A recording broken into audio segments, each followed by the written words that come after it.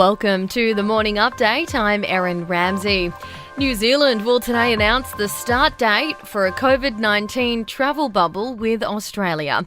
Prime Minister Jacinda Ardern says travellers will be given firm details so they can make bookings. Aussies and Kiwis will be able to travel between the two countries without having to quarantine.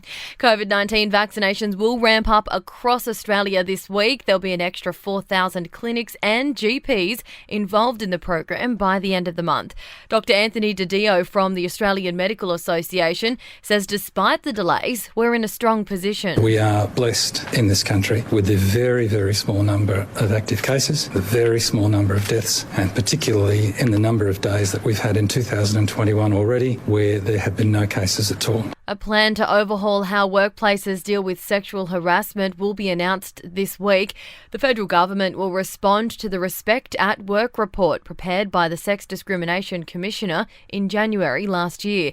Kate Jenkins made 55 recommendations. Liberal Senator Jim Molan will have more checks this week on an aggressive form of cancer. The 70-year-old has announced he'll take leave from federal parliament to begin treatment. Senator Molan is a former Army Major General who served in Indonesia and East Timor. And the trial of the police officer accused of murdering George Floyd in Minneapolis in May last year has resumed this morning. Derek Chauvin put a knee on his neck for almost 9 minutes during an arrest.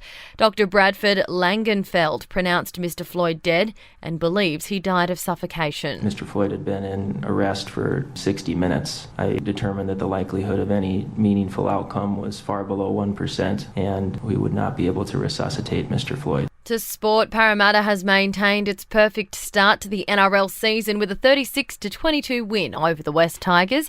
Penrith is on top of the ladder, followed by Parramatta, the Roosters, South Sydney and Canberra. In AFL, Geelong has beaten Hawthorn 69-64. Sydney is second on the ladder, playing Essendon on Thursday night. And in the A-League, the Western Sydney Wanderers play the Central Coast Mariners at Bankwest Stadium tonight. Melbourne City beat Wellington Phoenix 3-2. In entertainment news, and Harvey Weinstein has filed an appeal against his rape and sexual assault convictions. The jailed filmmaker's legal team insists that his trial was tainted by media coverage. A New York jury found him guilty in early 2020, sentencing him to 23 years behind bars.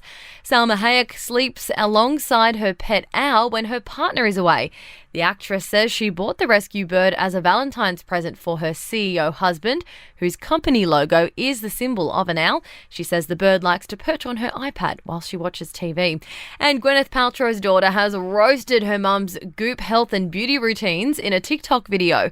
Apple told her followers that her mother eats nothing but dates and almond butter as part of a cleanse that she's been on since her daughter was born.